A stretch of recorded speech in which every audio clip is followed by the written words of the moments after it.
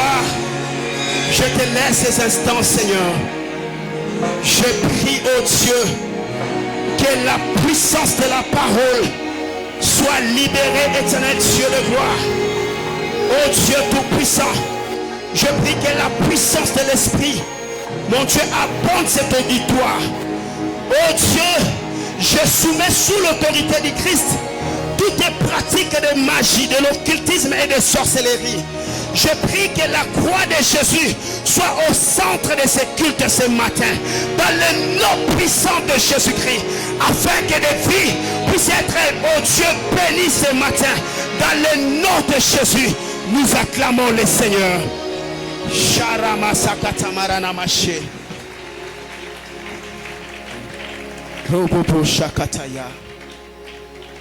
Gloire à Jésus. Nous bénissons le Seigneur pour ces cultes, ces privilèges qu'il nous a fait de nous bénir du haut de cet autel pour apporter sa parole. Nous disons merci à Papa pour la marque de confiance qu'il ne cesse vraiment de manifester dans notre petite vie. Je salue Maman Patti, là où elle est. Et aussi, je dis merci au bureau de l'administration pour la confiance qu'il ne cesse de renouveler à notre personne. En tout cas, j'avais encore reçu l'appel. Cette fois-là, ça ne m'avait pas stressé. Je l'ai reçu le soir et vraiment nous bénissons le Seigneur pour la vie de Maman Chantal, Papa Carlos, Papa Alfred. Et je prie que le Seigneur Dieu puisse guérir Papa Alfred là où il est.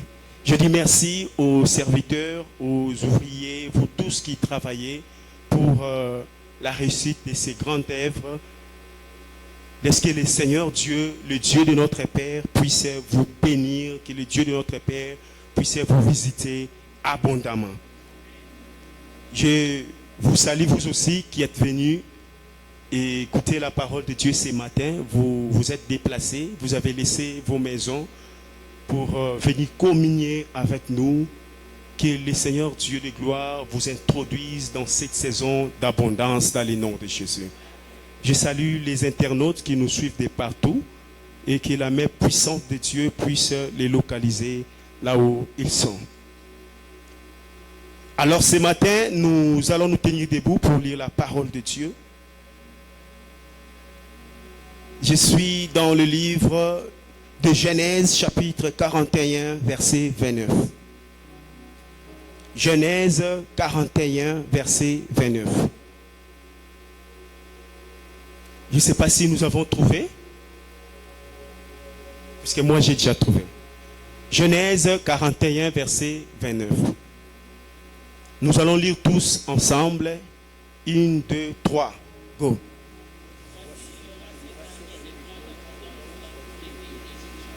Parole du Seigneur. Veuillez vous rasseoir. La Bible dit, voici, il y aura cette année de grande abondance dans tous les pays d'Égypte. D'emblée, nous devons déjà avoir dans notre conscience ce matin que l'Éternel Dieu a donné une prophétie, une vision à notre Père, une provision, je peux l'appeler ainsi, que l'année 2024, c'est une année d'abondance surnaturelle. Alléluia. Alors, comme c'est une année d'abondance surnaturelle, il nous a été demandé de parler de l'abondance parce que les premiers cultes de l'année, c'était un culte des prémices. Donc ça, c'est les prémices de l'année. Nous devons déjà communiquer la pensée de l'abondance à l'Église afin que chacun de nous puisse marcher selon cette vision des choses. Alors ce matin, le thème qui nous réunit s'intitule « La saison d'abondance ». Dis à ton voisin la saison d'abondance. Je n'ai pas écouté. À ton voisin de gauche, à ton voisin de droite, et celui qui est devant toi, et celui qui est derrière toi. Acclame alors pour les voisins qu'il t'a prophétisé la saison d'abondance ce matin. Alors, pourquoi nous parlons de l'abondance surnaturelle?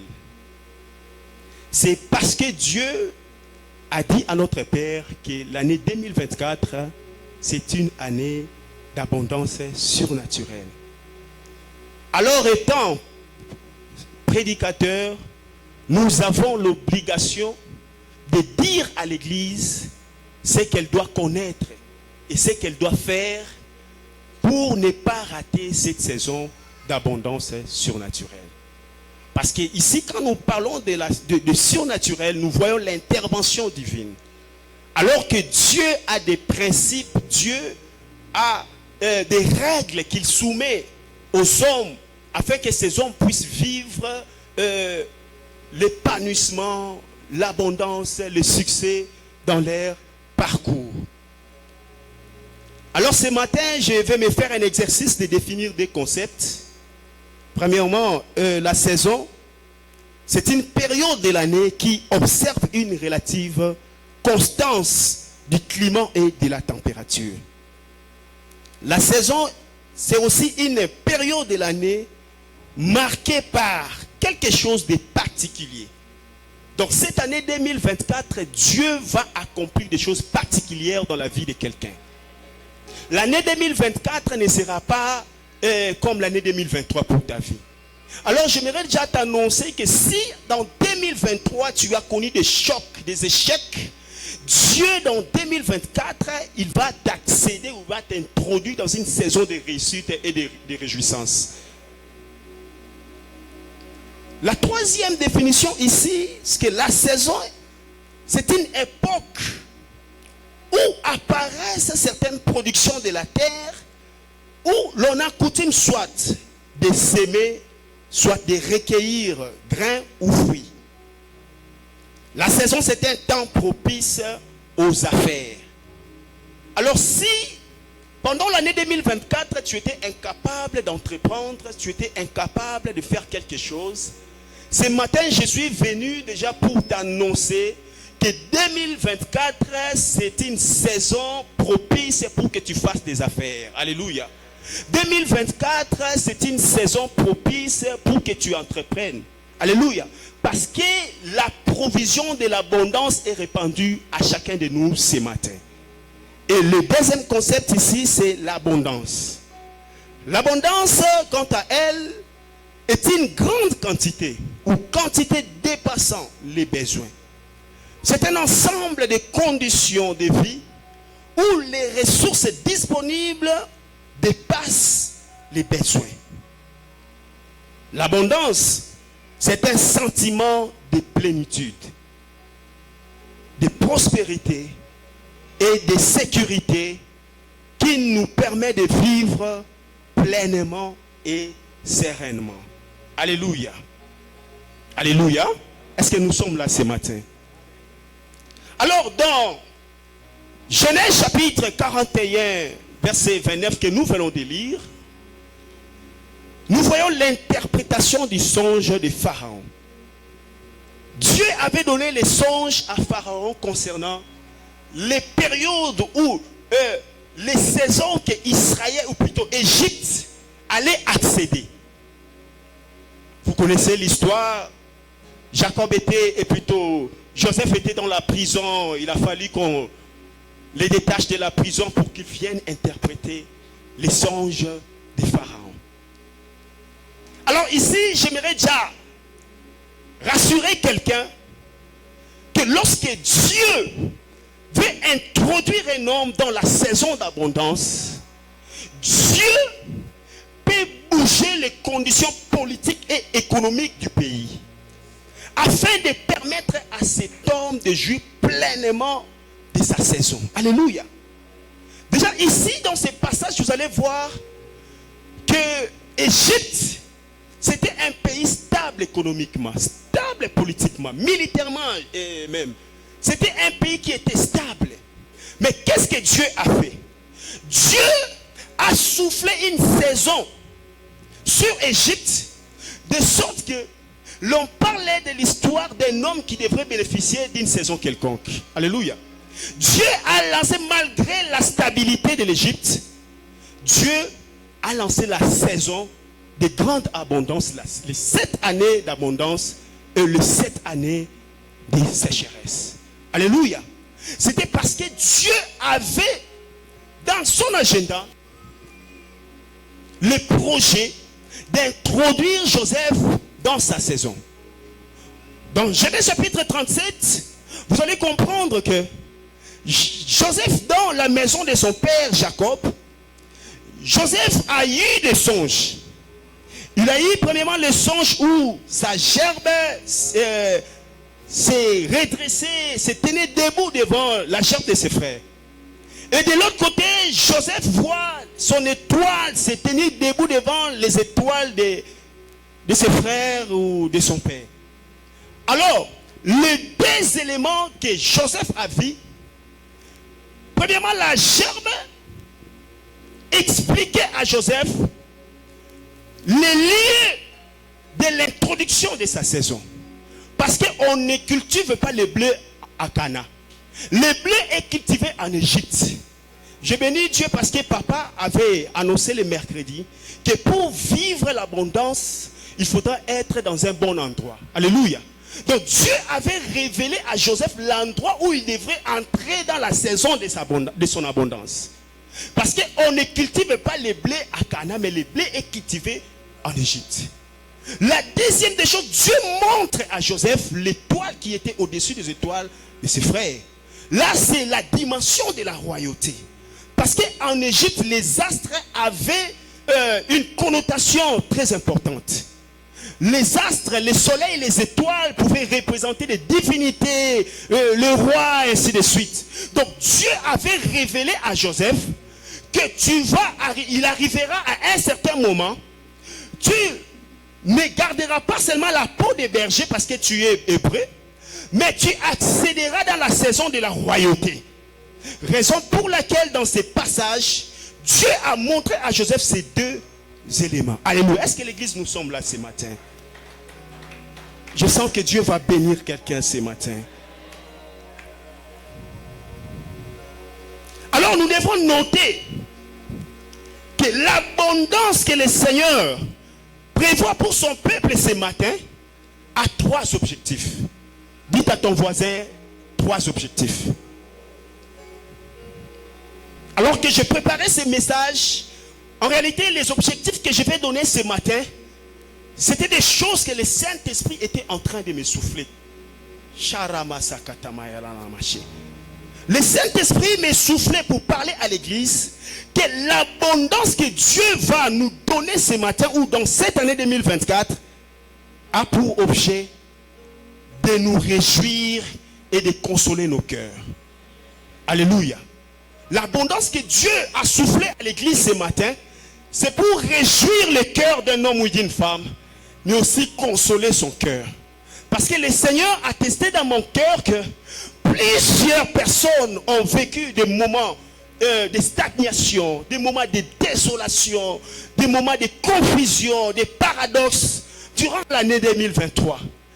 Plusieurs ont eu des activités, ils ont travaillé, mais ils n'ont pas eu le résultat qu'il fallait avoir. Alors ils étaient frustrés. Certaines personnes même, ils avaient déjà perdu l'espoir, ils étaient désespérés. Mais ce matin, Dieu m'envoie te dire que l'abondance que tu vas accéder, c'est pour te consoler ton cœur, et au pied le main dans le Seigneur, pour te consoler et te réjouir. Je vais entendre quelqu'un me dire Amen. Là, c'est dans Ésaïe chapitre 60, verset 5. Vous allez lire ça à la maison. Le deuxième objectif ici, c'est que Dieu m'a dit de vous dire que la saison d'abondance que nous allons accéder, c'est pour ôter l'opprobre de son peuple. C'est pour ôter la honte. Plusieurs personnes ont vécu la honte les années antérieures, les années passées. Nous avons vécu des humiliations, nous avons été piétinés. Les gens se sont moqués de nous. Les gens nous ont pointé du doigt. Voilà, toi aussi, depuis que tu as commencé à prier, ton Dieu là ne fait rien pour toi. Tu ne vois pas que tu es en train de passer ton temps inutilement. Dieu, la saison d'abondance que le Seigneur va nous accéder cette année, c'est une saison qui va ôter la honte dans la vie de quelqu'un. Je n'étais pas en train de te saluer. Je disais que Dieu m'a dit de te dire qu'il va ôter la honte dans ta vie. Dieu va ôter la honte dans ta famille. Toutes les choses qui vous ont enfoui dans la confusion, dans la honte, dans l'opprobre, dans cette saison 2024, Dieu va ôter cette opprobre et cette honte. Je le déclare dans le nom suprême de Jésus-Christ. Genèse chapitre 30, verset 21 à 22. Ici, nous voyons comment Rachel est visitée par Dieu. Rachel dit, le Seigneur Dieu m'a rendu féconde et Dieu a ôté ma honte. Bien-aimés dans le Seigneur, ce matin, j'aimerais vous rassurer dans la saison 2024. Tu es belé, tu as honte. Tu as beaucoup pleuré. Peut-être tu étais seul. Personne n'était à tes côtés. Tu étais dans ta chambre en train de réaliser les événements macabres, la tragédie que tu as traversée. Tu as pleuré, tu as versé des larmes. Tu n'avais pas de consolateur. Ce matin, Dieu a réservé une consolation pour ta vie, bien-aimée dans le Seigneur. Que la honte te quitte maintenant au nom puissant de Jésus-Christ. Le troisième objectif pour cette saison d'abondance, c'est couvrir les besoins des autres. Dieu va nous accéder dans la saison d'abondance cette année pour que nous arrivions à couvrir les besoins des autres. Actes des Apôtres chapitre 2 verset 45. Ici dans un des apôtres nous voyons les riches, les gens qui étaient abondants, qui vendaient leurs biens afin de subvenir aux besoins de ceux qui étaient misérables. C'est la même chose que nous allons faire cette année 2024. Tu as des misérables dans ton entourage, tu as des démunis, des gens qui n'ont pas de subsistance. Il y a des gens qui n'ont pas de moyens de vivre, ils n'ont pas des moyens de survivre. Dieu va t'accéder dans la saison d'abondance pour prendre soin de ces gens-là. Alléluia. Alors qu'il y a un vent qui est constaté à l'église, nous sommes devenus égoïstes. Il y a des gens qui ne partagent pas. Dieu t'a béni, Dieu t'a donné des millions, Dieu t'a donné des opportunités. Mais aucun opportunité on a pour Yomoko. Tu gardes l'argent, tu gardes la saison pour toi-même.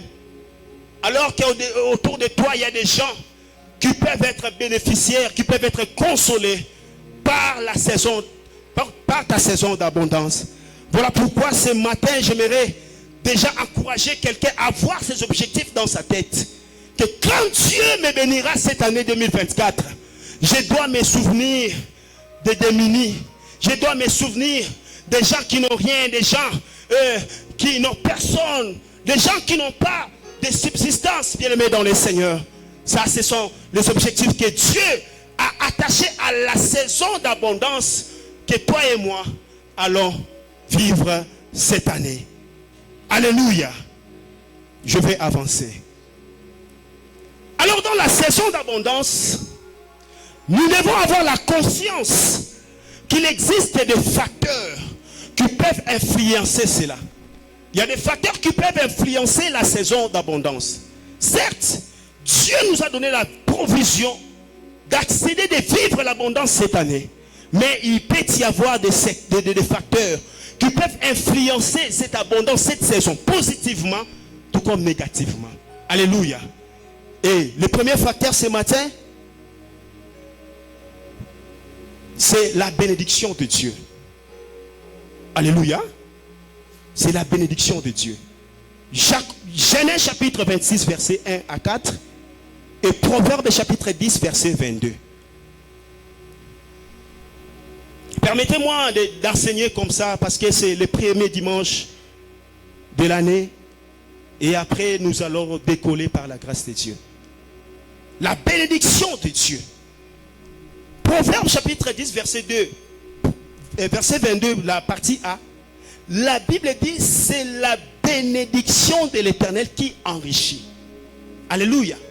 Donc cette année 2024, nous avons intérêt à désirer la bénédiction de Dieu dans nos vies.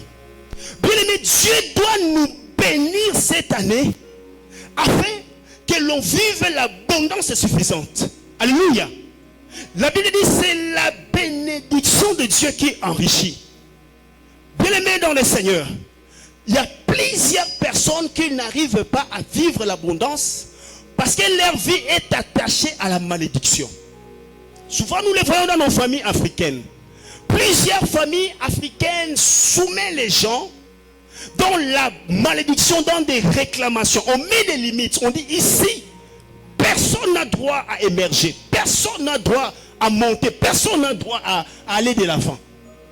Mais si il arrivait que tu étais dans ce cercle-là, ce matin, j'aimerais te dire que la bénédiction de Dieu qui plane dans cet auditoire va te détacher de ce cercle de malédiction pour que tu vives l'abondance de Dieu cette année 2024. Alléluia. La bénédiction de Dieu enrichit. Déjà, si vous lisez Genèse chapitre 26, vous allez constater ici que Isaac, qui arrive à Guérar, un pays qui est aride, un pays stérile où la terre, le sol était stérile, ce ne sont pas les efforts ou l'intelligence, c'est pas moi, la technique agricole d'Isaac qui l'a permis d'avoir des résultats qu'il avait eu à Guérar, non. La Bible dit, cet homme devient riche, il s'enrichissant jusqu'à devenir fort riche parce que Dieu les bénissait. Alléluia. Ce matin, nous avons besoin de la bénédiction de Dieu pour influencer positivement notre saison d'abondance. Isaac a vécu dans la saison d'abondance parce que la bénédiction de Dieu planait sur son entreprise. Alors les sols de Guérar étaient stériles. La bénédiction de Dieu, les manteaux de la bénédiction qui planaient sur la terre de Guérar a permis à Isaac d'avoir le fruit en abondance. Ce matin, je me lève du haut de cet autel. Je m'appuie sur l'alliance de mon Père. Je prie et je déclare que la bénédiction de Dieu influence tes ressources. Que la bénédiction de Dieu influence tes revenus. Que la bénédiction de Dieu influence tes entreprises. Pour que tu vives ce matin la saison de l'abondance. Est-ce que je parlais à quelqu'un ce matin?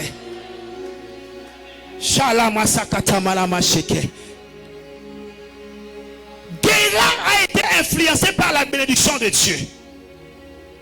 Dans cette contrée, bien que Abimelech c'était un totem spirituel, c'était un chef de terre, Abimelech avait ses pouvoirs, Abimelech avait ses puissances, mais le manteau divin qui accompagnait Isaac a mis par terre la puissance ou la puissance de Abimelech a permis à Isaac de vivre l'abondance dans son entreprise.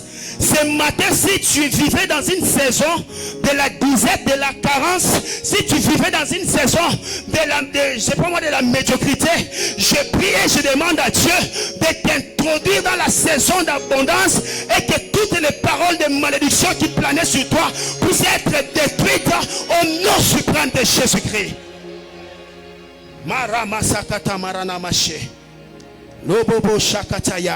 Le deuxième facteur qui peut influencer la saison d'abondance ce matin, c'est l'homme. Dis à ton voisin l'homme.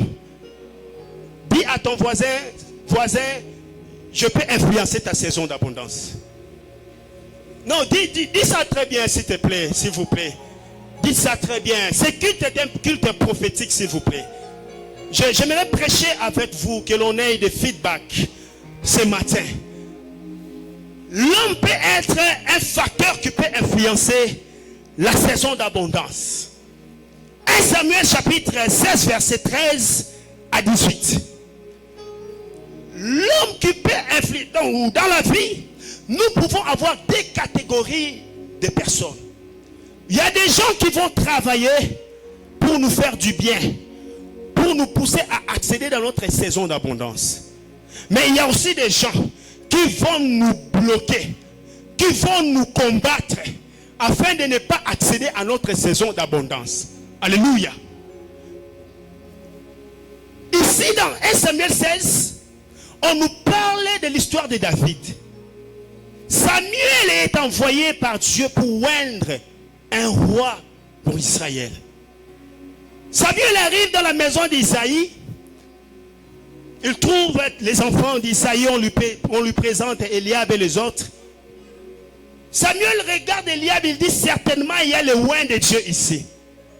Dieu lui dit ne te fie pas à son apparence, car ma façon de voir ou ma perception n'est pas la perception des hommes. Samuel s'est fié de la corpulence, de la taille, de la beauté que Eliab avait. Alors que Dieu ne regarde pas la beauté, Dieu ne regarde pas la taille, Dieu regarde le cœur. Alléluia. Alors ici, qu'est-ce que je voulais dire? C'est que la bonne foi de Samuel a permis à David d'accéder dans sa saison d'abondance spirituelle. Alléluia. Si Samuel n'était pas un bon prophète, si Samuel n'avait pas un bon cœur, David ne serait pas un roi. Alléluia. Parce qu'au départ, Samuel déjà avait envié, il était déjà content de voir Eliab. Mais sa bonne foi l'a permis à oindre David. Bien-aimé dans le Seigneur, il y a des gens qui doivent influencer notre saison d'abondance.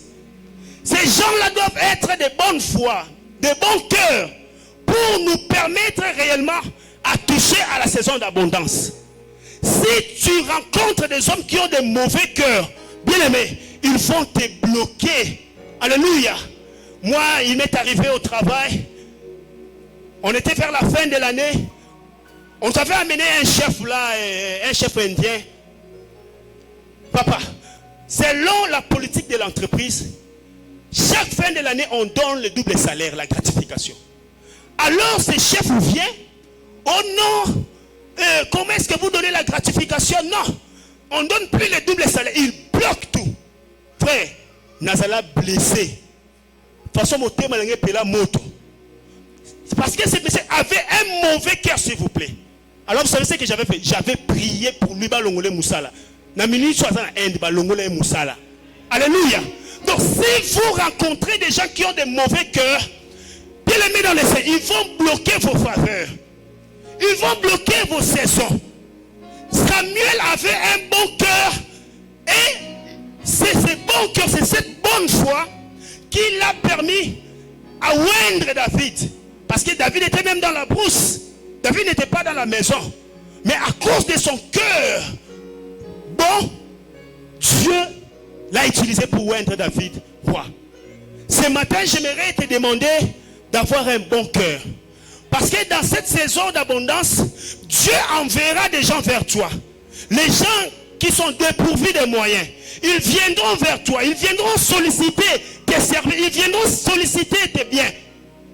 Alors, tu dois avoir un bon cœur pour aider ces gens-là. Si tu n'as pas le bon cœur, bien aimé, Nzambe a séché ces zones. Alléluia. C'est pourquoi nous sommes appelés à avoir ce bon cœur. Ce matin, je prie et je demande à Dieu que Dieu mette de bonnes personnes qui ont de bons cœurs sur ton parcours cette année 2024. Afin que ces gens t'aident à accéder dans ta saison d'abondance dans le nom puissant de Jésus-Christ.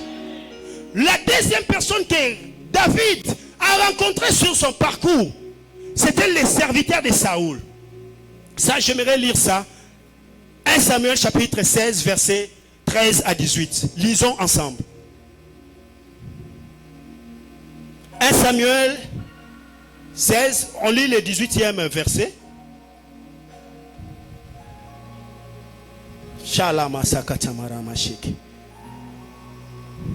Robobo shakataya.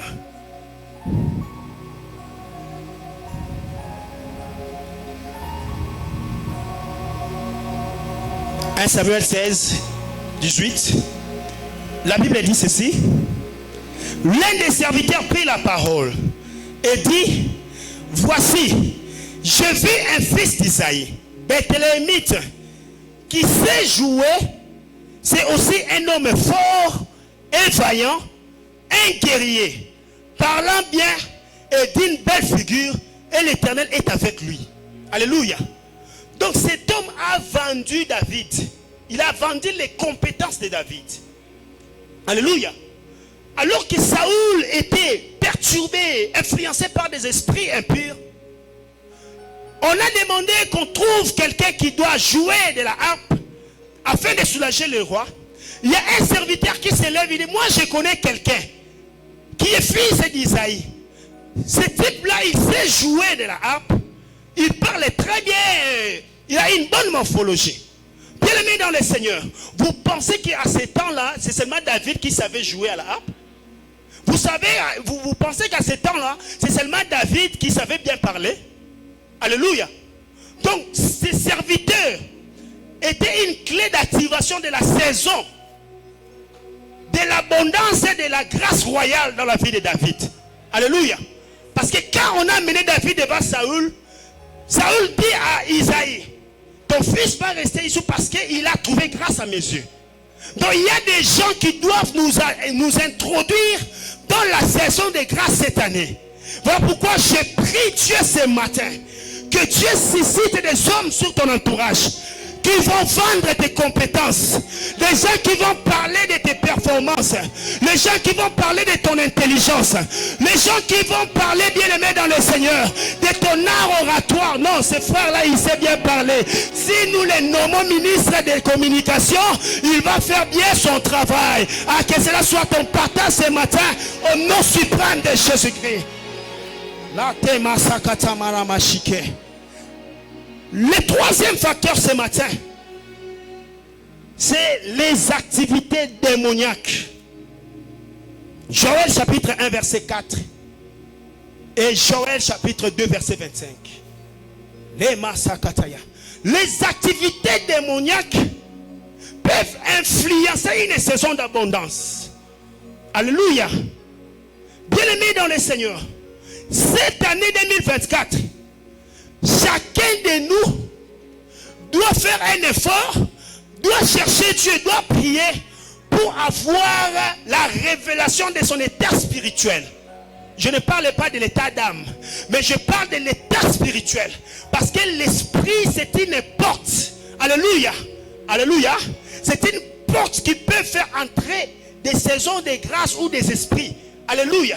Donc cette année, chacun doit prier pour avoir la révélation de son état spirituel. Spirituellement, tu es comment? Alléluia.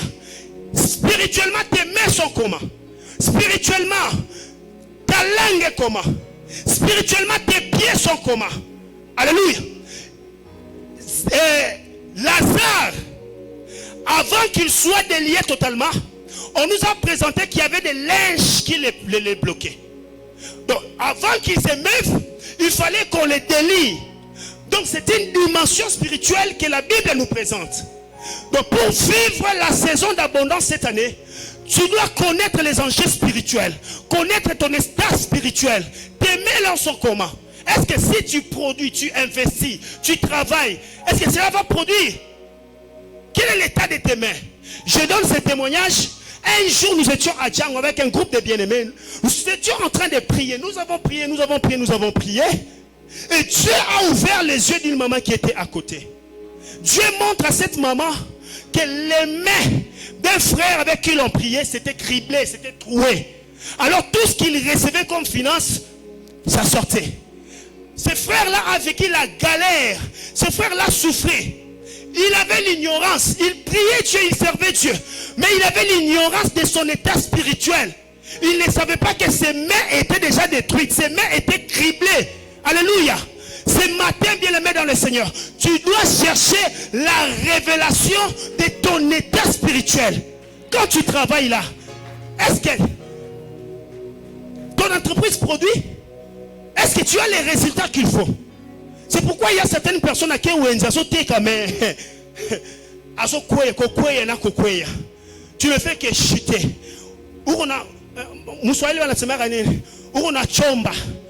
Alléluia. Donc, c'est parce que spirituellement, il faut scanner l'état spirituel de son être. Alléluia. Alors, je vais expliquer ces passages de Joël 1 pour nous faire comprendre les réalités spirituelles qui se passent, les réalités spirituelles qui peuvent influer sur la saison d'abondance. Dans Joël chapitre 1 verset 4, ici on nous présente une variété de sauterelles. Permettez qu'on lise ça.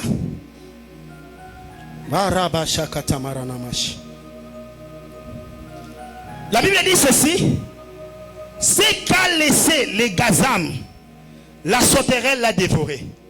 C'est qu'a laissé la sauterelle, les gélèques l'a dévoré. C'est qu'a laissé les gélèques, les basiles l'a dévoré. Alléluia.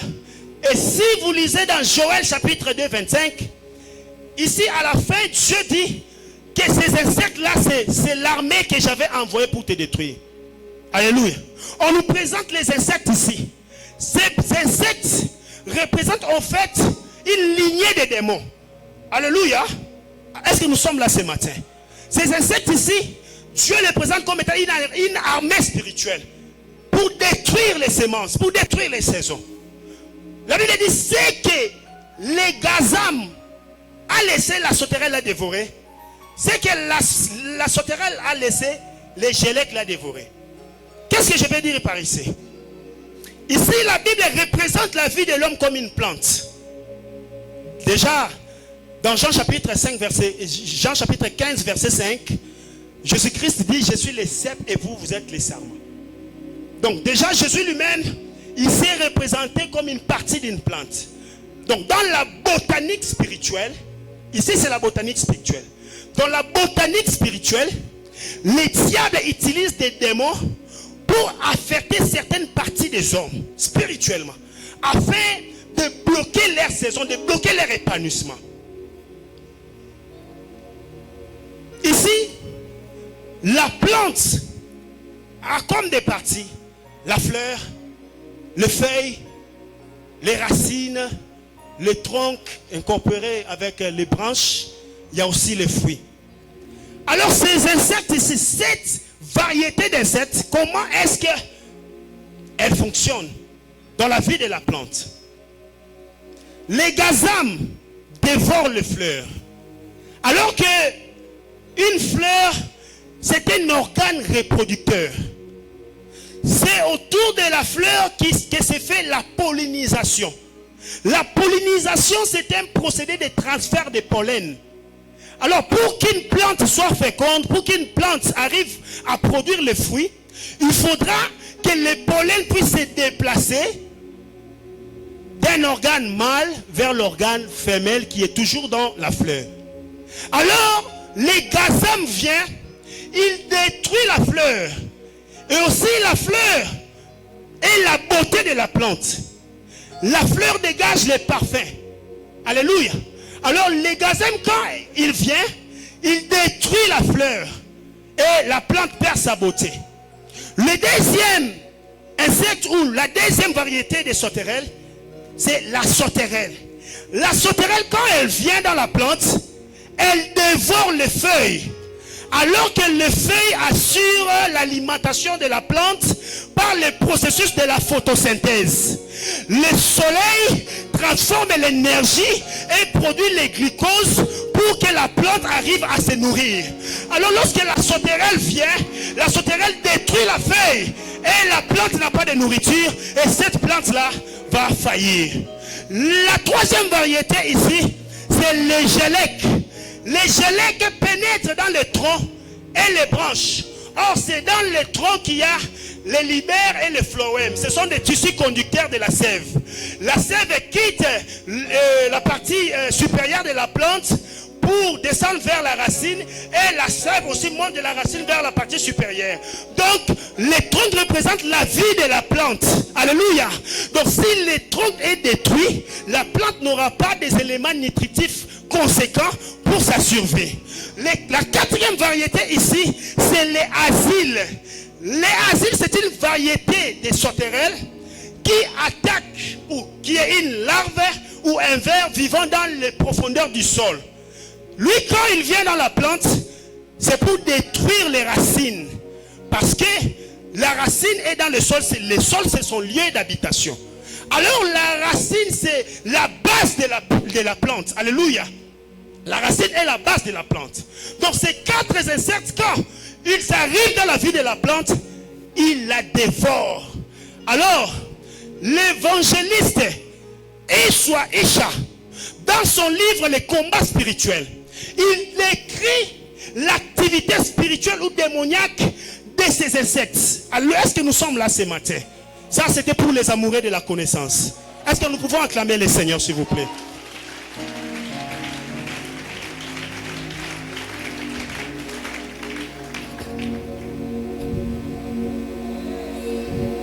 Voilà. Cet évangéliste, il dit que les gazam représentent les démons de la malchance. Alléluia. Dis à ton voisin malchance. Parce que quand les gazem vient détruire la fleur, les gazem rend la plante improductive. Alléluia. C'est la même chose que les démons de malchance arrivent à faire dans la vie de l'homme pour bloquer sa saison. Tout ce que tu vas faire, personne ne va voir ça. Tu seras improductive. Personne ne va solliciter tes services. Raison pour laquelle il y a des gens qui déposent des dossiers, qui vont de gelonneur en gelonneur. Mais au finish, on appelle d'autres personnes. Alors que tu es intelligent, tu as des capacités à assumer certaines fonctions. Mais toi là, on ne te voit pas. Ton dossier, on ne le voit pas. Tu ne comprends pas. Qu'est-ce qui se passe dans ma vie? C'est la malchance, c'est les démons de malchance qui rôdent sur ta vie. C'est pourquoi les hommes te voient improductif, que tu ne peux rien donner pour le monde. Le deuxième élément, la sauterelle, représente les démons de misère et de pauvreté. Parce que la sauterelle, je l'ai dit, détruit l'organe qui alimente la plante, le feuille. Il détruit la provision de la plante. Quand ces démons de misère et de pauvreté viennent dans la vie de l'homme, il les dépouille. Tu vis la misère. Tout ce que tu fais, tu n'as pas de progression. Tu n'as pas de prospérité. Parce qu'il y a des démons qui se sont déjà incrustés en toi, spirituellement, pour que tout ce que tu produis n'arrive pas à donner des résultats satisfaisants. Alléluia. Ce matin, nous allons assainir l'environnement spirituel de nos vies. Donc, il y a des gens qui n'évoluent pas. C'est parce que leur environnement spirituel est déjà détruit complètement. Ce matin, nous allons assainir cet environnement et nous allons accéder dans la bonne saison d'abondance au nom de Jésus-Christ. Les gazem, quant à lui, il vient détruire le tronc. Quand le tronc, c'est le corps de la plante. Quand le corps est attaqué, il y a l'infirmité et des maladies qui s'observent. Ici, les gélèques représentent les démons de l'infirmité et des maladies. C'est pourquoi dans Luc chapitre 13, ici, vous allez voir cette femme qui était courbée pendant 18 ans. La Bible dit qu'elle avait des possessions démoniaques et Jésus l'avait délivrée. Donc lorsque les démons de l'infirmité et des maladies s'incrustent en toi, l'objectif c'est quoi? C'est de te dépouiller. Tu as l'argent, tu ne fais rien avec cet argent, tu dépenses pour les soins. Maladie à la fin du mois. Hein? Est-ce que vous connaissez ces réalités-là? On arrive à la fin du mois, le diable sait déjà que l'on veut te payer.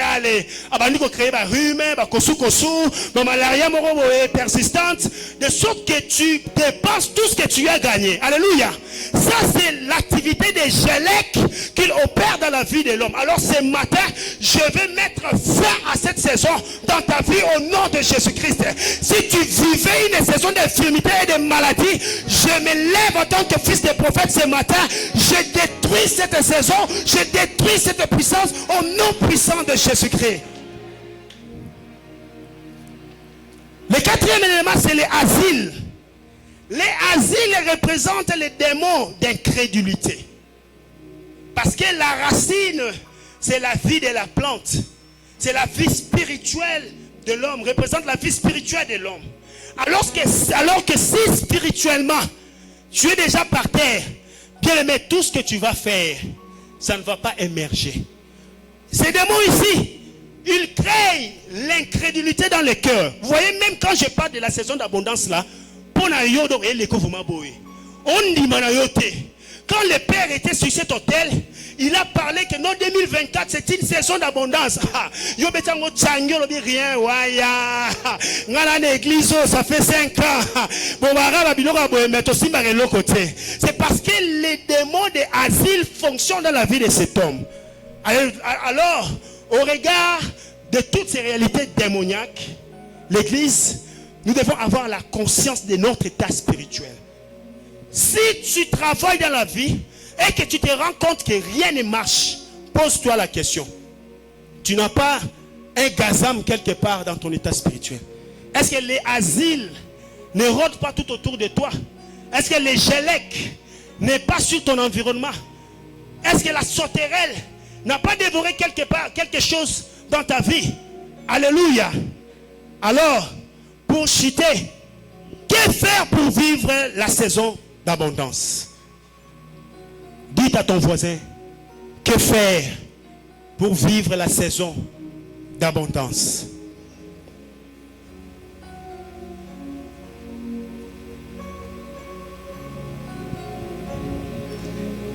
Pour vivre la saison d'abondance, premièrement, il faut être sérieux avec Dieu et soi-même. Proverbe chapitre 15, verset 26. La Bible dit ceci: il y a de l'abondance dans la maison d'un juste. Alléluia. Il y a de l'abondance dans la maison d'un juste. Cette année 2024, si tu veux vivre l'abondance surnaturelle, tu dois être sérieux avec toi-même. Bien-aimé dans le Seigneur, développe des disciplines s'il te plaît cette année. Yaya, cette année, ne sois pas légère. Cette année, maman, ne sois pas distraite. Cette année, mon frère, quitte un peu cette vie de colportage, kotonga, ko critiquer bateau.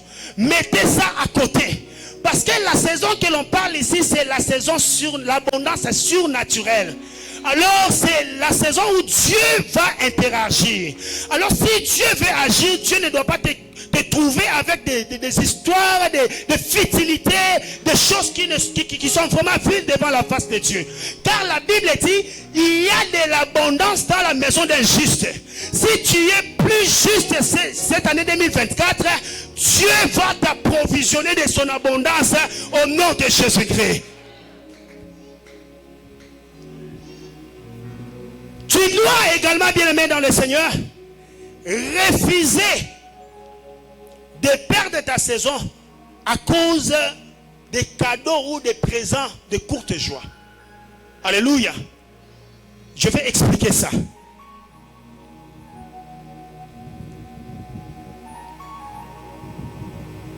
Genèse chapitre 33, verset 9.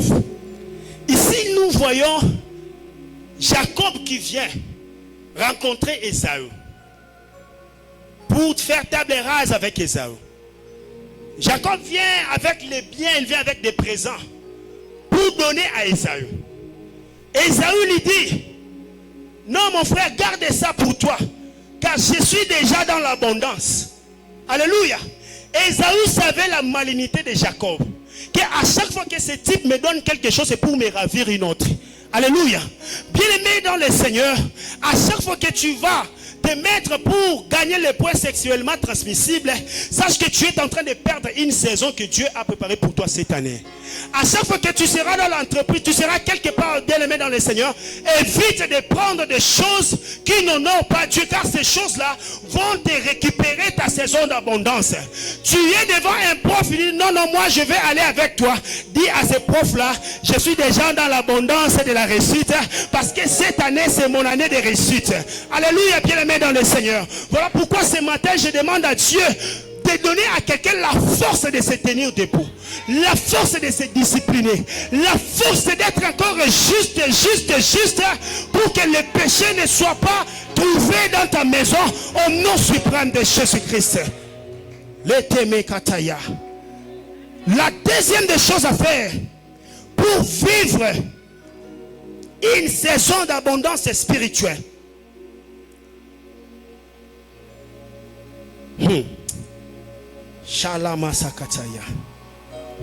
c'est exprimer sa gratitude sur ce qu'on a déjà et développer sa capacité de recevoir.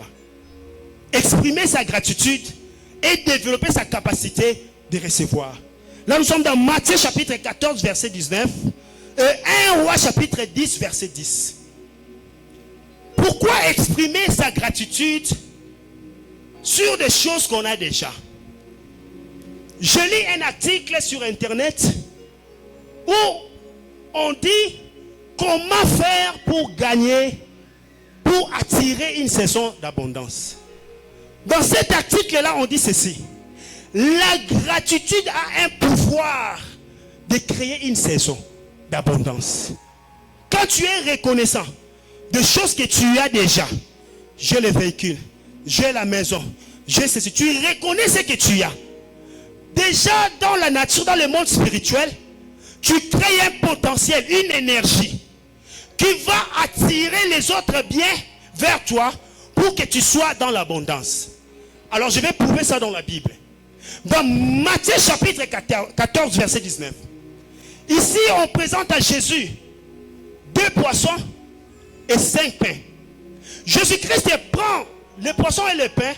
Jésus-Christ n'a pas demandé à Dieu, non, Père, donne, faites de sorte que ces pains ici deviennent, se multiplient, non. Jésus a rendu grâce.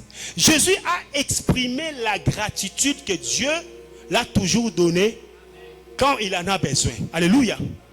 Jésus a exprimé la gratitude que à chaque fois qu'il est face à une réalité qui demande le miracle, Dieu l'aide toujours à opérer des miracles. Jésus a rendu grâce et les gens qui étaient, ou la foule a accédé dans la saison d'abondance. La foule a mangé le fruit de l'action de grâce. Alléluia. C'est pourquoi ce matin j'aimerais dire à quelqu'un que l'action de grâce active la saison d'abondance. L'action de grâce active l'abondance. Si tu veux avoir l'abondance tout au long de ta vie, commence à rendre grâce à Dieu. À rendre grâce à Dieu pour les choses que tu as déjà. À rendre grâce à Dieu pour des choses qu'il dispose pour toi, bien-aimé dans le Seigneur. Est-ce que quelqu'un m'entend ce matin? L'action de grâce active l'abondance. Autre chose, il faut développer sa capacité de recevoir. 1 Roi chapitre 10 verset 10. Ici on nous parle de la reine de Séba, qui a amené des dons, qui a amené des vivres, qui a amené des choses pour Salomon. J'aimerais vous informer déjà ce matin que la richesse de Salomon avait en partie été reconstituée en partie par des dons qu'il recevait, par les rois qui étaient tout autour d'Israël. Alléluia. Les dons qu'on l'a mené, les histoires qu'on l'a mené, l'a permis à vivre dans l'abondance matérielle. Alléluia.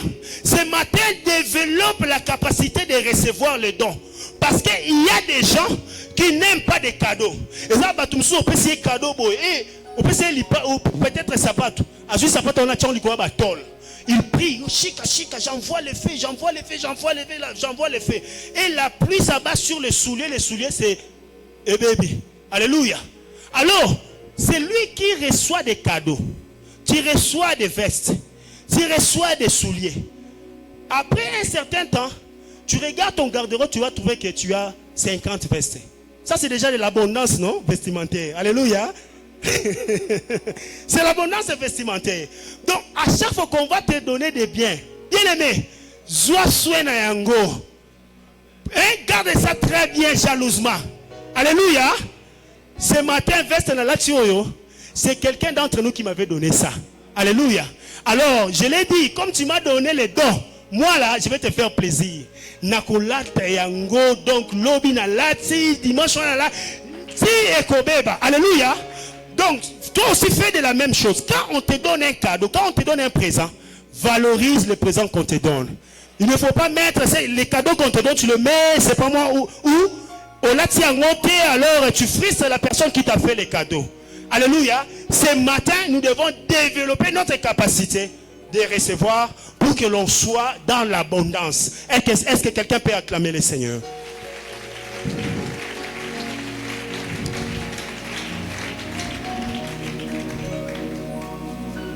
Alors, le dernier point, c'est que si nous voulons vivre la saison d'abondance, cette année 2024, nous devons toujours nous appuyer sur l'œuvre de la croix. Alléluia. Nous devons nous appuyer sur l'œuvre de la croix. Jésus, la croix de Jésus, c'est un environnement d'abondance. La croix de Jésus, c'est un sphère de l'abondance. Jésus-Christ dans la croix, il a payé les prix pour nous. À chaque fois que tu vas constater des résistances, tu vas constater la stagnation, tu vas constater les blocages dans ta vie. Bien-aimé, souviens-toi de l'œuvre de la croix. Jésus-Christ a fait un travail à la croix. La croix de Jésus, le sang de Jésus, la Bible dit dans Lévitique que l'âme de l'homme se trouve dans son sang. Jésus a versé son sang à la croix, il nous a donné sa vie. Alors la vie de Jésus, c'est la vie de royauté. La vie de Jésus, c'est la vie des richesses. La vie de Jésus, c'est la vie d'abondance, bien-aimé dans le Seigneur. Bien-aimé dans le Seigneur, à la croix de Golgotha, Jésus-Christ a dépouillé ces insectes ici. À la croix de Golgotha, les gazelles n'avaient pas résisté. À la croix de Golgotha, les asiles n'ont pas résisté. À la croix de Golgotha, la sauterelle n'a pas résisté. À la croix de Golgotha, bien-aimé dans le Seigneur, les gélecs n'ont pas résisté. La Bible dit dans Colossiens 2 qu'il a dépouillé les dominations et les principautés. Il a effacé l'acte dont les ordonnances nous condamnaient en les clouant à la croix. Alléluia, bien-aimé dans le Seigneur. La croix de Jésus, c'est une atmosphère d'abondance. Alors si nous allons dans l'arche de Noé, nous allons comprendre ceci. Dans l'arche de Noé, la Bible dit, Dieu a dit à Noé de construire l'arche et de prendre avec lui ses fils et leurs femmes, et aussi les espèces des animaux. Noé a obéi à la recommandation de Dieu. Noé a construit l'arche et Noé s'est abrité dans l'arche. La Bible dit, la pluie de déluge a commencé à frapper l'arche. Cette pluie est l'image des châtiments. L'arche est l'image de Jésus, de la croix de Jésus. Esaïe dit, les châtiments qui tombaient sur nous s'est reposé sur nous. Pour que Noé soit à l'abri des pluies, des déluges, il a fallu que l'arche soit sa couverture, sa protection. Alors dans la croix de Jésus, Jésus nous a protégés contre les intempéries spirituelles. Oh bien-aimé dans le Seigneur, dans l'arche il y avait 8 personnes. Il y avait Noé et sa femme, il y avait Sem et sa femme, il y avait Japheth et sa femme, il y avait Cham et sa femme. Bien-aimé dans le Seigneur, dans l'arche il y avait 8 personnes. Oh le chiffre 8 dans la numérotation ou la numérotation sacrée, le chiffre 8 c'est le chiffre de l'abondance et le chiffre de la prospérité. Dans sa position verticale, le chiffre 8 c'est le chiffre de l'abondance, parce que c'est la population de l'arche qui avait peuplé abondamment la terre. Bien aimé dans le Seigneur, la position horizontale de 8, du chiffre 8 c'est le symbole de l'infini. Alors dans la croix de Jésus, Jésus-Christ nous donne l'abondance à l'infini. Jésus-Christ nous donne l'abondance à l'infini. Jésus nous donne l'abondance et la prospérité à l'infini. Voilà pourquoi je te connecte à l'œuvre de la croix. Si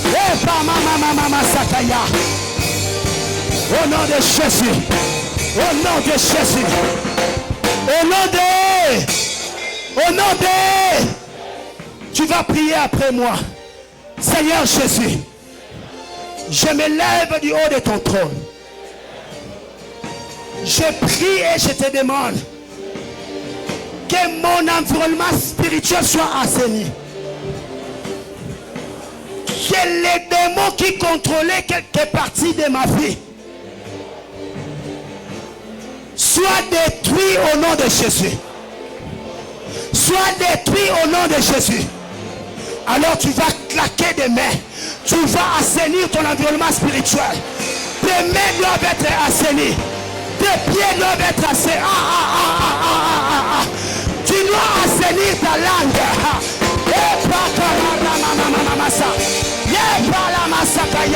J'assainis dans le nom de Jésus. J'assainis mon environnement spirituel. J'assainis mes mains. J'assainis mes pieds. J'assainis mes oreilles. J'assainis ma bouche. J'assainis mon souffle. J'assainis ce matin. Je prie l'assainissement. L'assainissement spirituel.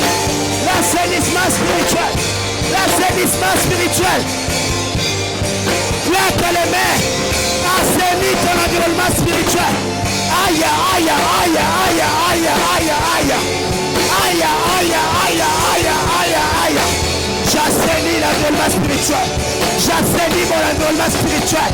J'assainis mon environnement spirituel. Au nom de Jésus. J'assainis ce matin mon environnement spirituel.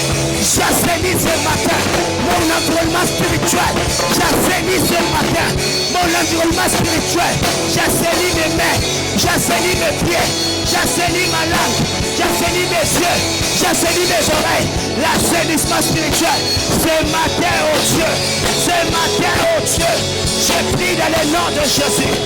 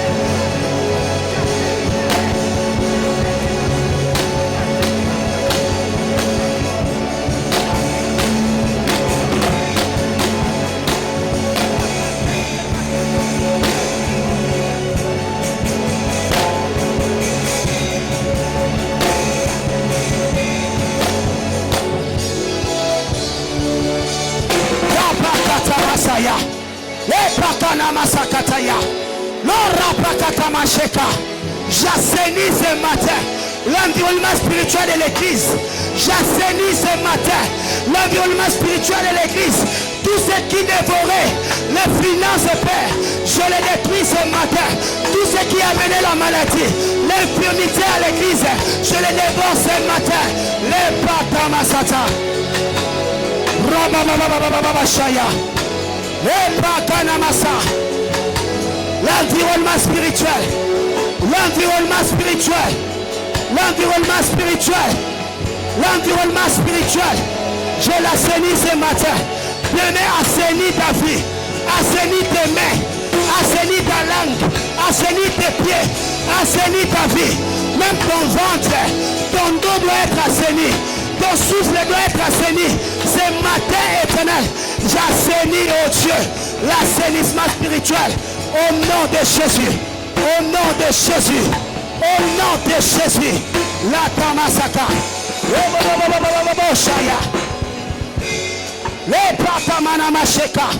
J'assainis ce matin. Au nom de Jésus. Au nom de. Au nom de. Voici la troisième requête. Psaume chapitre 65 verset 11. La Bible dit ceci. Tu couronnes l'année de tes biens. Et tes pas versent l'abondance.